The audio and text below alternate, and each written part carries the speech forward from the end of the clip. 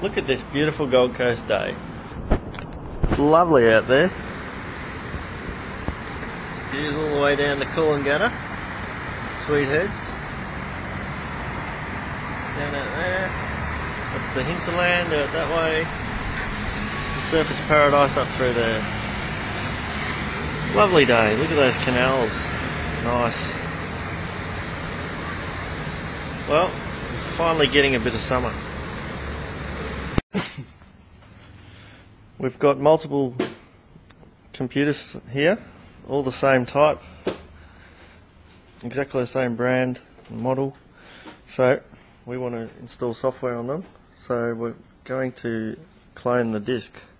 So we'll set up one how we want it set up, and then we'll clone the rest of the drives. It just makes it a lot quicker. Okay, free cloning software found on the internet. Now you go to www.feyrer.de/G4U. So in there, then you download the CD ISO image. You can download it uncompressed, which means it's not in a zip file.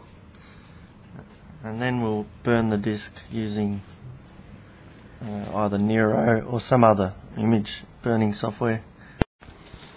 So then open up Nero or whatever disk burning software you got and burn the image file to disk.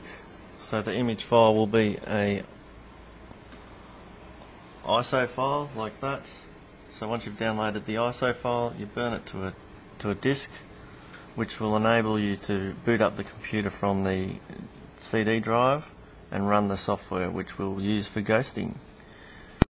So then next what you do is you prepare the computer that you're going to use as your clone source. So we install all the programs we want on there. You install Windows if you need to. Refer to other videos on how to install Windows. So you set it all up exactly how you want it, and then you produce the clone. So I'll show you how to do that in a minute. If you have limited SATA ports, as we do in this one goes to the DVD burner, one goes to the hard drive. We can either hook up a external CD drive, USB, or we can copy the boot files onto a USB stick and boot off that.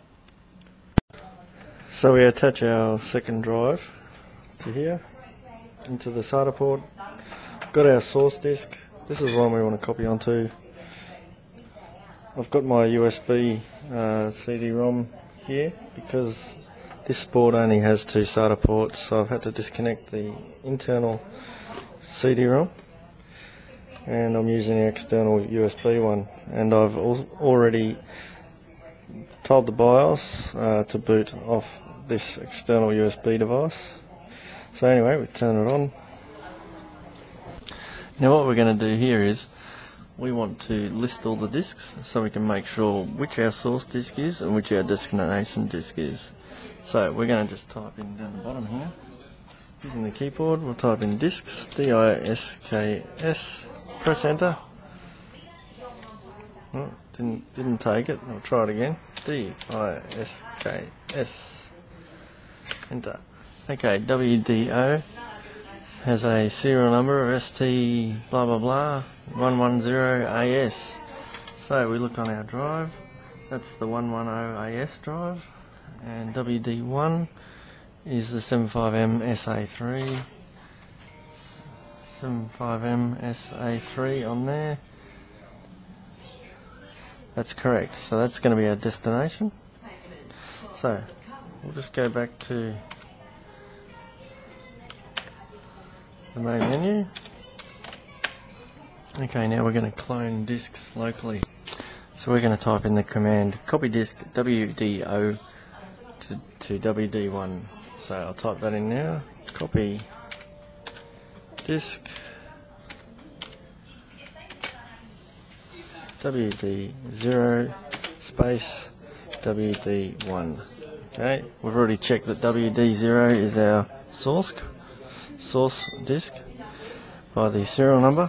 So anyway, we just start that and off it goes, and we wait for that to finish. We know that it's an 80 gig drive, So that's going to get up to 80 gigabytes on there. So to test if the clone worked properly, we swap the drives over and we boot, and I can see that just by the log on screen there that the settings and the software I'd put in have been cloned successfully. So that's it, that's how simple it is.